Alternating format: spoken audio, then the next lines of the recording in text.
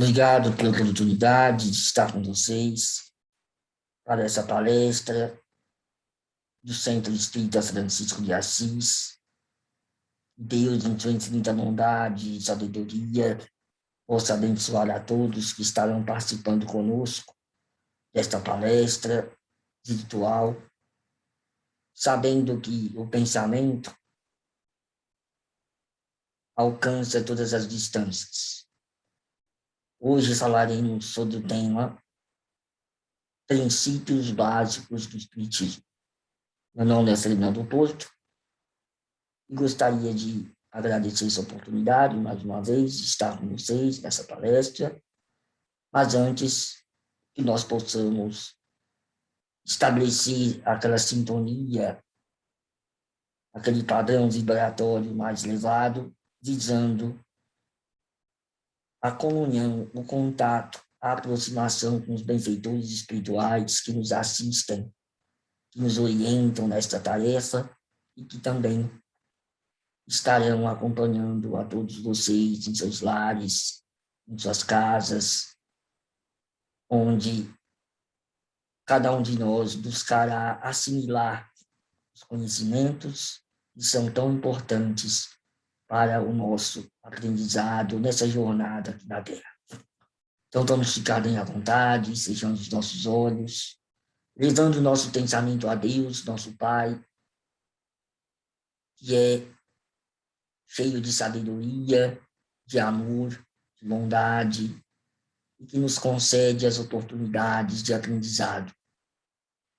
Que todas as lutas e provas e até mesmo expiações que passamos na jornada terrena possam ser proveitosas, possamos ter a capacidade de aceitação de nós mesmos, reconhecendo as nossas dificuldades e fraquezas, mas também confiando nas potencialidades que o nosso Pai depositou em nós, e pedindo para que o nosso protetor, espírito protetor, nos ampare, ilumine e inspire, assim que possamos fazer as melhores escolhas, seguir os melhores caminhos que nos levarão ao avanço, ao progresso, junto dos nossos irmãos de caminhada terrena.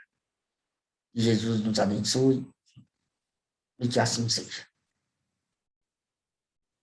Muito bem, então nós vamos falar sobre o tema Princípios Básicos do Espiritismo.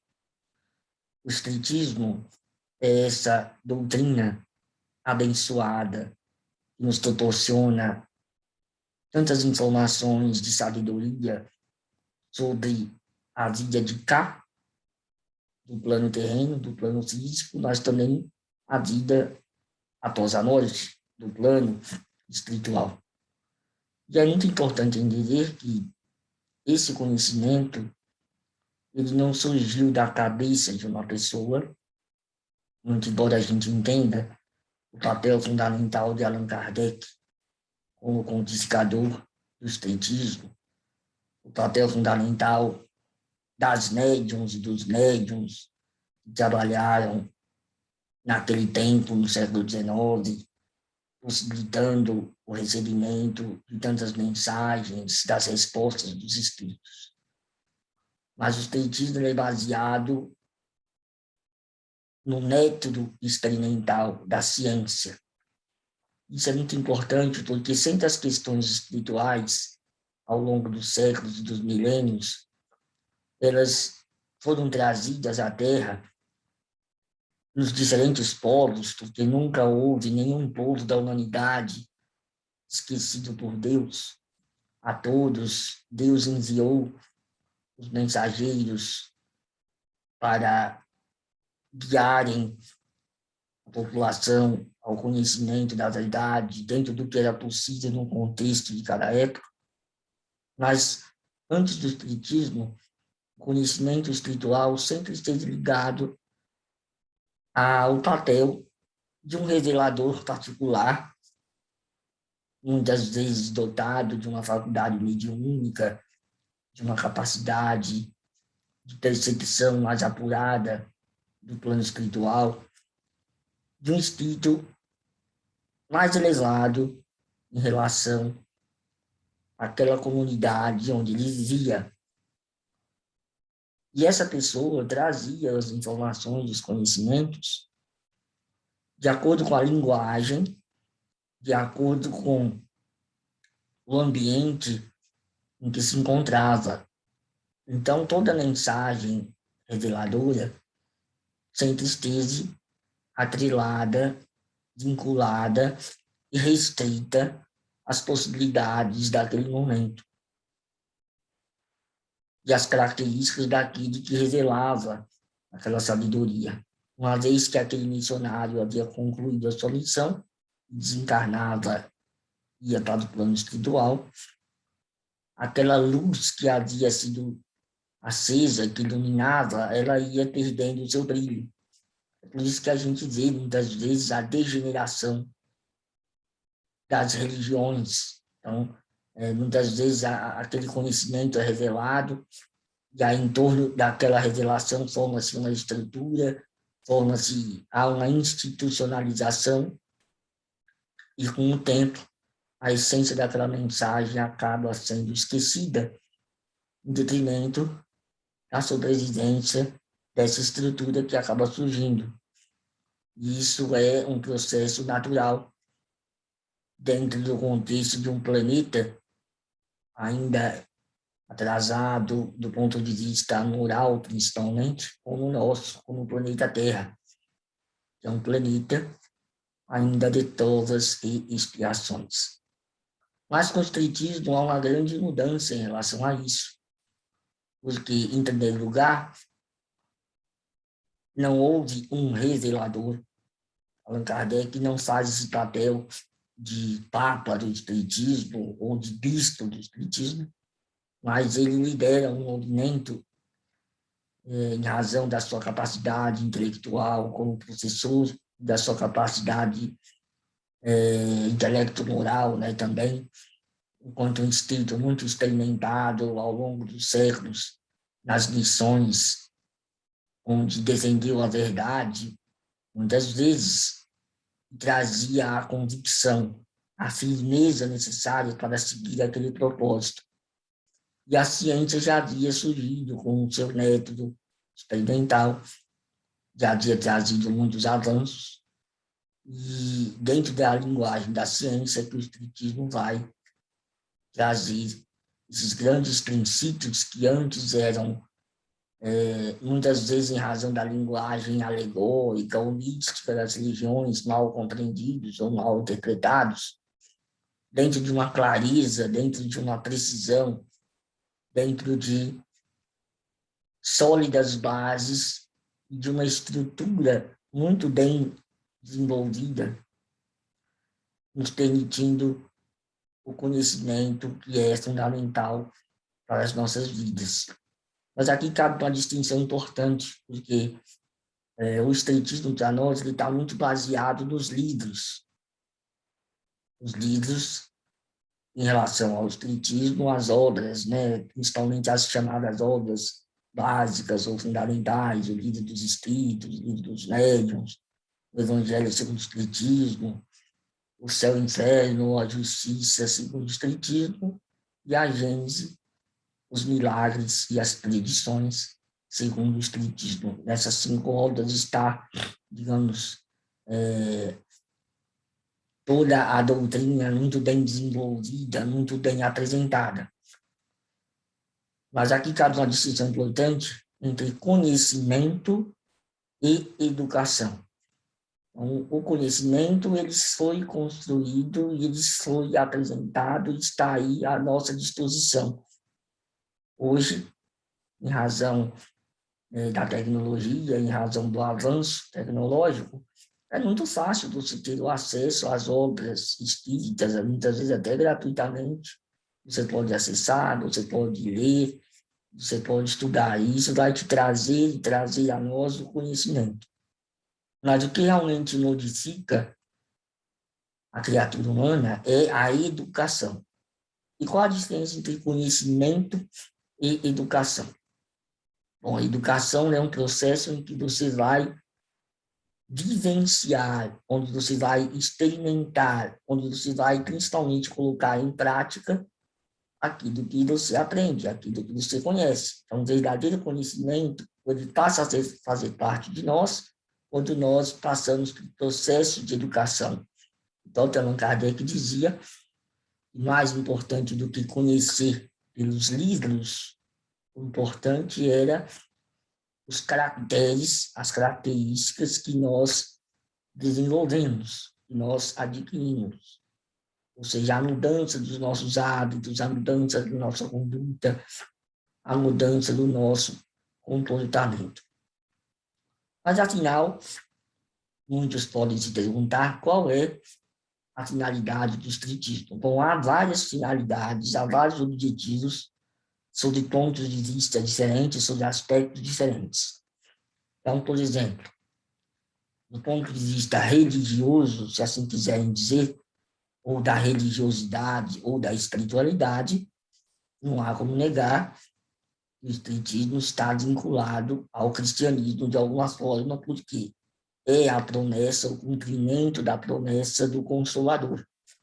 Quando Jesus, no Evangelho de João, segundo os relatos do Evangelho de João, vai dizer que não era necessário que se perturbassem ou que temessem, mas que um outro Consolador seria enviado e que esse Consolador estaria conosco e nos ensinaria, nos relembraria muitas coisas que haviam sido ditas por Jesus e que outras coisas também nos trariam, outros conhecimentos e estaria eternamente conosco. E o Espírito de verdade seria o arauto dessa revelação, desse Consolador. Muitas vezes o Espírito de verdade até é confundido com o próprio Consolador, né? Mas a gente entende que o Consolador é a doutrina, é a revelação que o Espírito de verdade tem por missão apresentar, revelar, trazer, não sozinho, mas com a pleiade de espíritos superiores que ele vai liderar. Então, essa é a parte ligada à espiritualidade. Daí a gente vai ter essa confirmação quando nós, na famosa questão, né, 625 do Livro dos Espíritos, quando Allan Kardec vai perguntar, né, qual o ser mais perfeito que Deus enviou aos homens como guia e modelo, e os Espíritos respondem Jesus.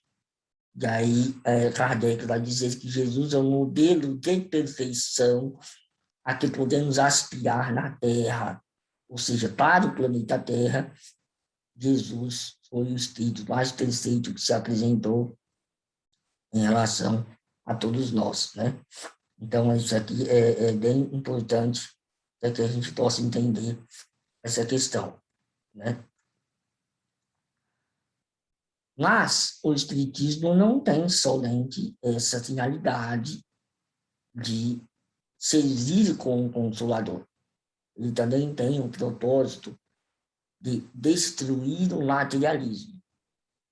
E são os objetivos do Espiritismo. Então, na época de Allan Kardec, principalmente lá no século XIX, foi uma época do auge do materialismo.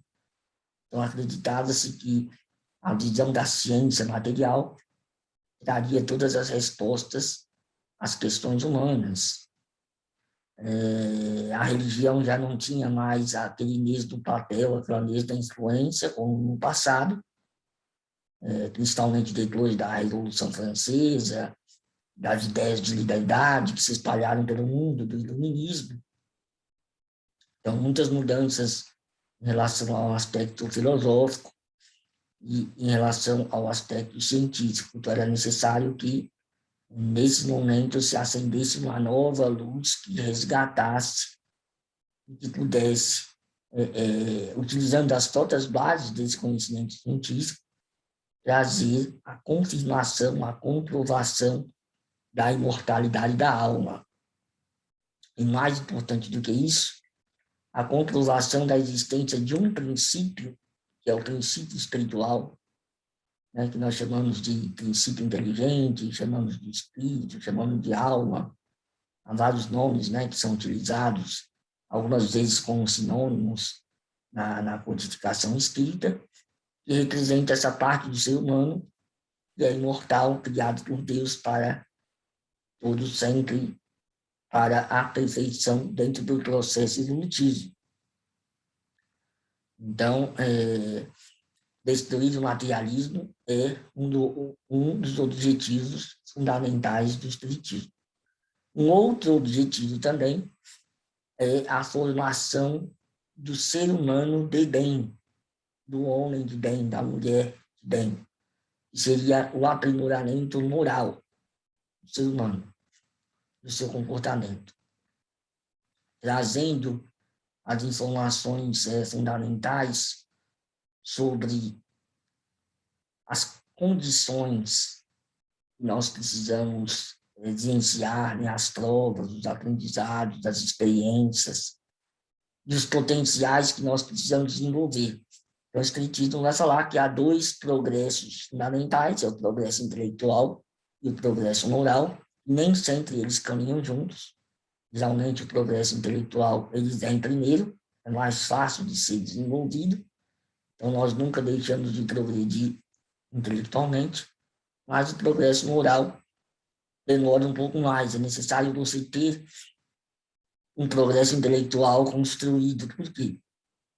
Porque a inteligência que nos permitirá o desenvolvimento do discernimento, o discernimento da capacidade de distinguir o bem e do mal. O livre-arbítrio consiste justamente nisso. Quanto mais estamos avançados em termos da marcha do progresso, maior capacidade temos de distinguir o bem do mal, o certo do errado, e assim podemos ter não somente a capacidade de escolher, mas também a responsabilidade dessa escolha. A lei de Deus, ela é perfeita e ela é justa e leva em consideração as atenuantes e os agravantes. Então, quanto mais sabemos, quanto mais é dado, né, mais será cobrado, já diz a expressão. Então, dessa forma, o progresso intelectual e o progresso moral. Então, o progresso, já na época de Kardec, já havia o progresso intelectual alcançado patamares bastante significativos, mas o progresso moral ainda, como até hoje, continua sendo um desafio para todos nós, né? E quando a gente fala da questão do materialismo, só retomando em relação a isso, existem dois tipos de materialismo. Então, existe um materialismo filosófico, que são aqueles que, agnósticos ou ateus, ou aqueles que acreditam que só exista a matéria e não existe nada além disso, não acreditam na existência da alma, na sua supervivência, não acreditam na existência de Deus. E eles vão embasar essa sua crença dentro de uma filosofia de pensamento. Então, isso é o materialismo filosófico dentro das suas correntes de pensamento. Mas também existe um materialismo, que é um materialismo existencial, que é a nossa cultura. Então, ao longo do tempo, até pelo próprio progresso da ciência, da tecnologia e tudo mais, como eu falei da perda da influência da religião na vida das pessoas, porque antes a religião ela estava no espaço público, ela se vinculava até mesmo à política, à administração do Estado, e agora, hoje, a religião está mais no espaço privado das pessoas e muito menos no espaço público. Então, com digamos, essa falta de capacidade, ou perda de capacidade da religião e o desenvolvimento da ciência e da tecnologia, nós fomos criando hábitos, criando cada vez mais necessidades e cada vez mais situações em que estimulamos os nossos sentidos, o sensualismo, né? o hedonismo, né, o imediatismo, o individualismo, todas essas coisas que nos permitem desenvolver uma cultura materialista. Então, você pode acreditar em Deus, você pode acreditar na sobrevivência da alma após a morte, em espíritos, e ainda assim viver como materialista, dando prioridade aos valores da matéria, né, aqueles que vão atender à sensação dos sentidos. Isso é uma questão importante. Então,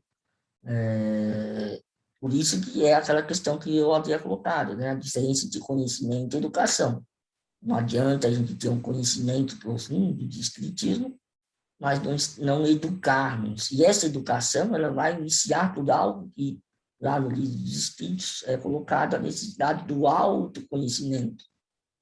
E o autoconhecimento inicia o processo de educação.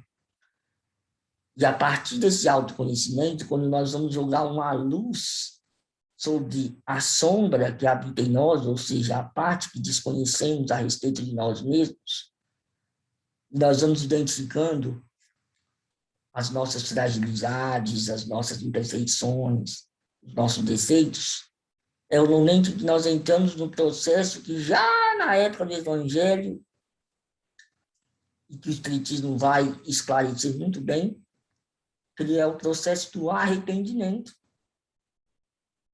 que leva à expiação e que leva à reparação. Então, só há verdadeira transformação quando nós nos arrependemos, quando nós nos conscientizamos da necessidade da mudança do nosso comportamento para melhor. Porque quando achamos que o problema sempre está no outro, a culpa é sempre do próximo, os pais, as autoridades, o governo, qualquer um, e não enxergamos em nós mesmos a causa, isso escrito muito claro, quando ele fala sobre essa questão das escolhas que fazemos, do livre-arbítrio que nós temos a liberdade de escolha de fato, e a essa responsabilidade. Então, o Espiritismo é uma doutrina que trabalha muito essa questão da responsabilidade individual. Então, ela não coloca nas mãos de outrem, dos outros, esse poder de transformação. Então, existe muito a questão do mérito pessoal. É claro que é importante esclarecer essa questão do mérito, porque é muito mal interpretada às vezes. Às vezes, ela é entendida no sentido de que é como se nós quiséssemos o tal do merecimento. Entendamos que, para Deus, Deus ama a todos indistintamente. E ele estabelece leis imutáveis, leis naturais, leis universais, que vão reger tanto a matéria quanto o espírito, que são os dois elementos gerais do universo. Então, tudo que há no universo ou é matéria ou é espírito. E acima de ambos, Deus. Essa, digamos, é a estrutura da realidade. Deus é que dá a essa realidade a consistência, né, e a harmonia. E o espírito e matéria têm a sua função nessa harmonia do universo. Então, nós, seres humanos, temos um papel a desempenhar, como todos os seres vivos têm o seu papel a desempenhar. Então, diante disso, é importante entender que essa questão do merecimento não quer dizer que nós somos melhores do que outros, mas quer dizer que nós, pelo nosso esforço pessoal, desde que seja, isso é importante e fundamental, desde que esse trabalho de desenvolvimento das nossas virtudes, ele não esteja vinculado ao interesse pessoal.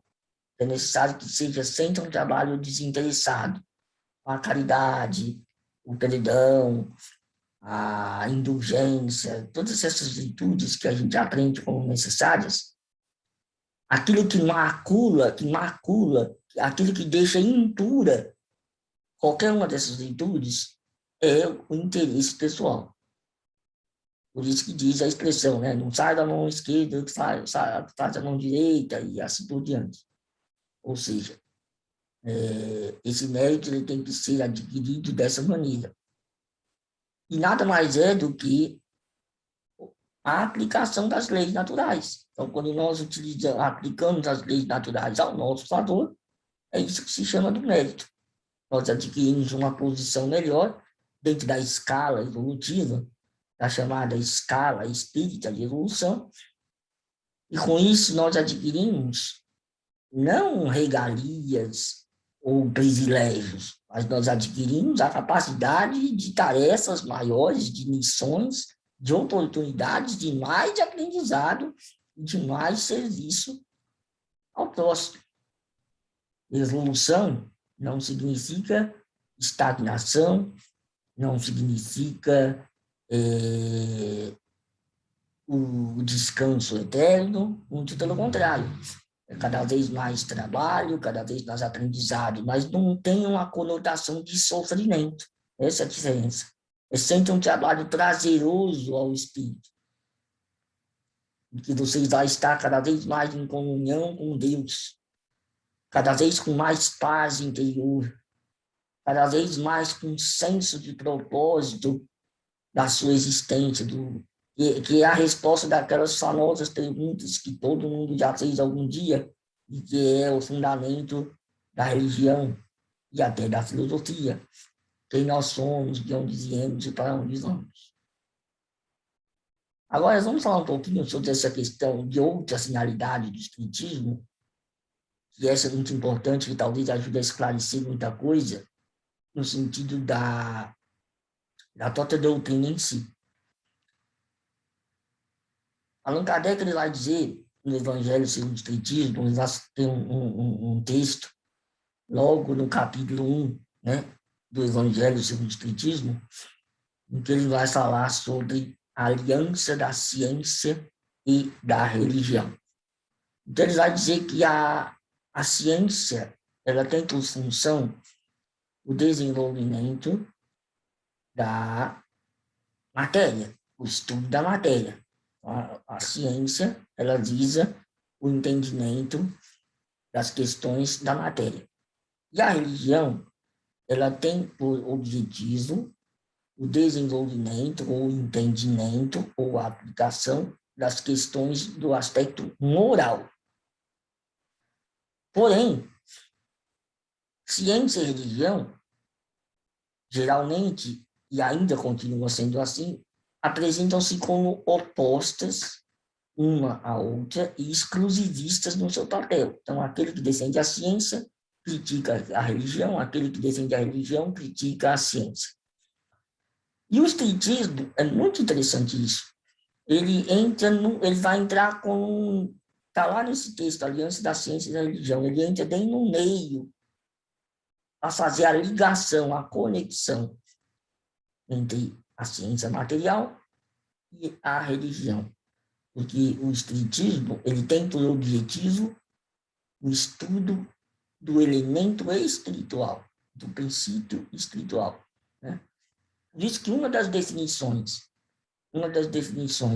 que Allan Kardec vai dar sobre o que é, sobre o espiritismo, que está justamente na obra o que é o espiritismo, é quando ele diz que o espiritismo é a ciência que estuda, né, a origem, a natureza e o destino dos espíritos e suas relações com o mundo corporal.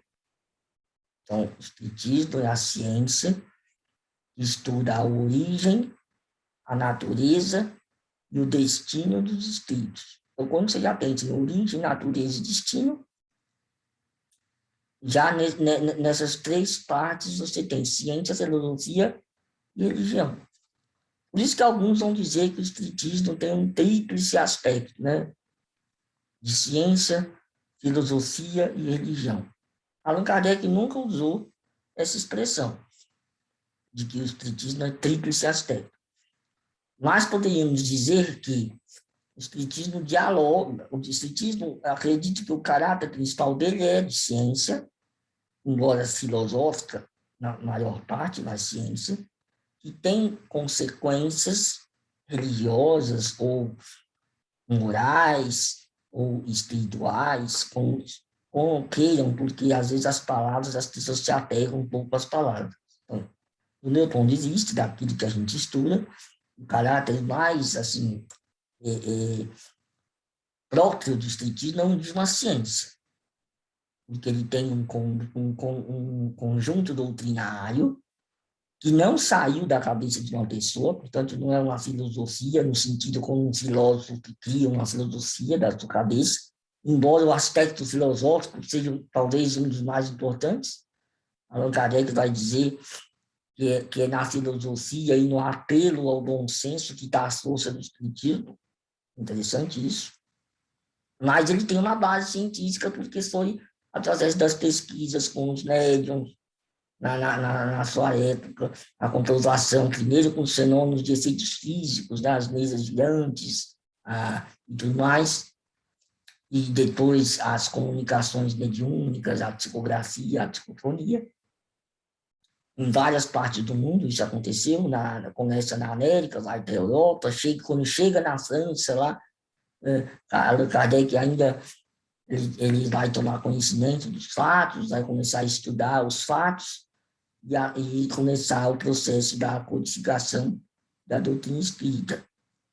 Então, de fato, é bem interessante isso. Então, o espiritismo vai fazer esse papel de ligação entre a ciência material e a religião. E ele vai dizer que, a partir desse momento, quando o espiritismo for aceito e entendido nessa intermediação, ele vai permitir que haja essa aliança. E, com isso, a religião vai ser transformada. E toda a parte supersticiosa, toda a parte mística, toda aquela parte exterior da adoração, ela vai se tornar cada vez mais desnecessária, porque Deus será adorado em espírito e verdade, como Jesus já dizia. Então, as religiões elas vão se unificando e vão se simplificando, e o culto, digamos assim, religioso vai se tornar uma coisa cada vez mais natural, simples e espontânea. E, por outro lado, a ciência vai deixar de ser materialista, vai deixar de ser voltada apenas ao aspecto material, e muitas vezes uma ciência que não tem um propósito moral. A ciência ela não tem, a questão ética muitas vezes passa ao largo da ciência.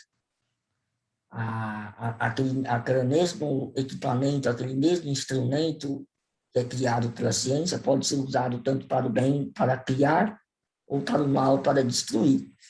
Então, é fundamental entender essa questão.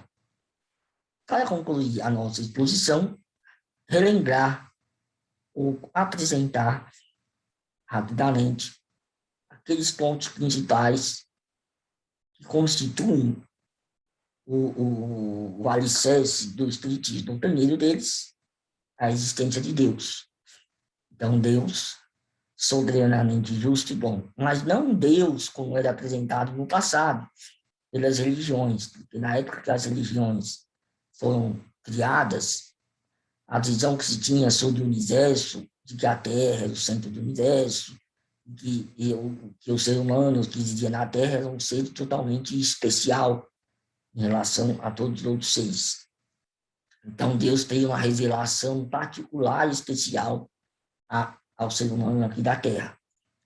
E esse Deus, muitas vezes, era retratado, e ainda é, com qualidades humanas, porque o ser humano projetava nesse Deus as suas próprias características.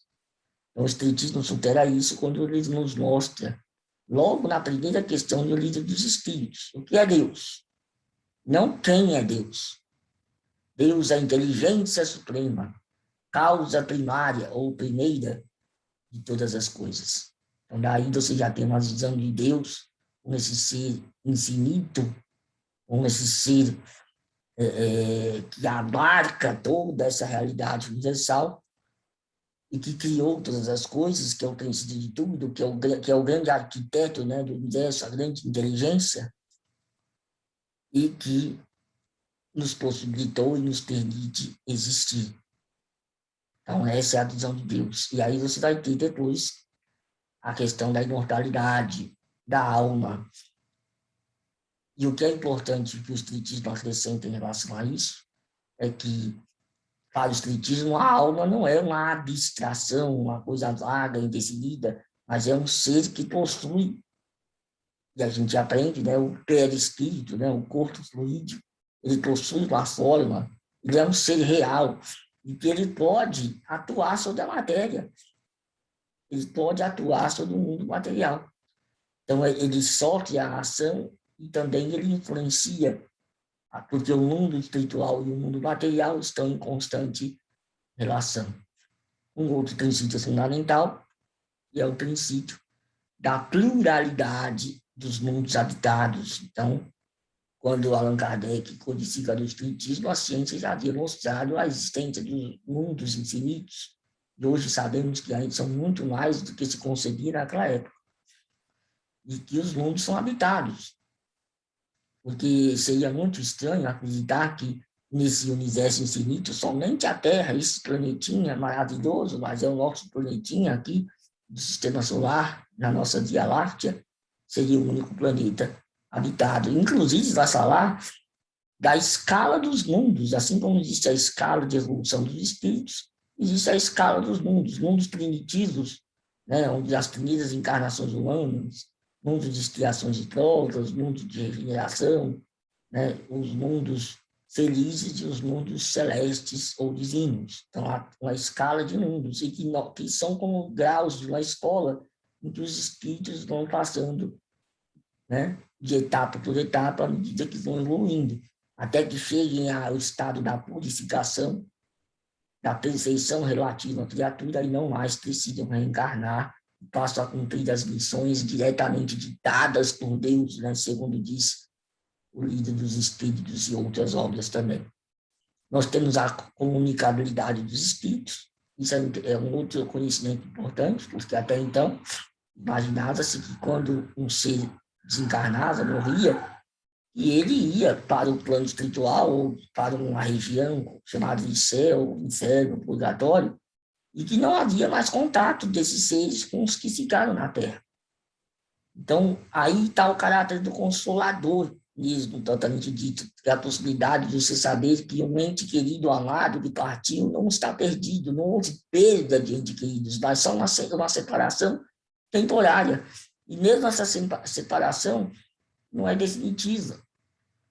Por meio do sonho, por meio da prece, por meio do pensamento, nós podemos nos comunicar e ter a mediunidade, em particular, com esses espíritos. Aí você vai ter outros princípios também, né, como a reencarnação, que é absolutamente fundamental, e que explica todas as anomalias aparentes, porque há ricos e pobres, porque alguns nascem belos e perfeitos e outros com deformidades incompreensíveis, porque crianças morrem, têm idade. Como entender essa justiça divina? Só pela reencarnação. Você vai ter a lei de causa e efeito, né? As nossas ações, tanto boas e más, que geram consequências, e que o nosso sofrimento é equivalente à quantidade de imperfeições que possuímos. Quanto mais perfeições possuímos, qualidades, menos sofrimento e mais felicidade. Então, em resumo, podemos dizer que esses são alguns dos princípios básicos do Espiritismo, e esses são alguns dos objetivos do Espiritismo. E, como palavra final, só podemos acrescentar que, para conhecer realmente o Espiritismo e buscar a autoeducação, a prática, devemos dar prioridade ao estudo das obras de Allan Kardec, que é onde foi aplicado o critério do controle universal do ensino dos espíritos. Não são opiniões pessoais de um ou outro espírito, mas o conjunto das revelações ordenados metodicamente, racionalmente, pelo método kardeciano.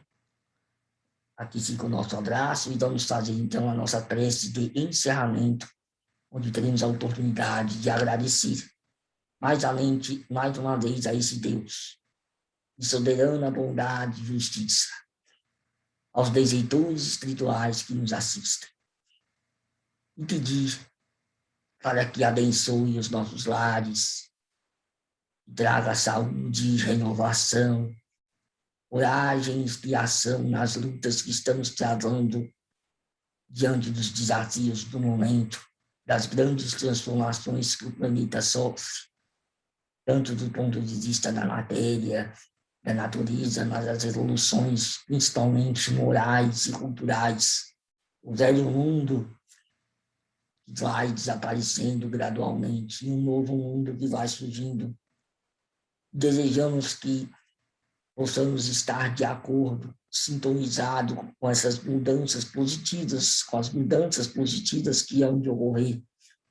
Um mundo onde haja mais justiça, onde haja mais igualdade, caridade, respeito ao próximo, onde o preconceito possa ser superado, e que todos nós somos irmãos, filhos do mesmo Pai, onde haja solidariedade, a fraternidade, menos guerras, morticínios, crimes, corrupções, explorações daqueles que são mais frágeis, que não podem se defender.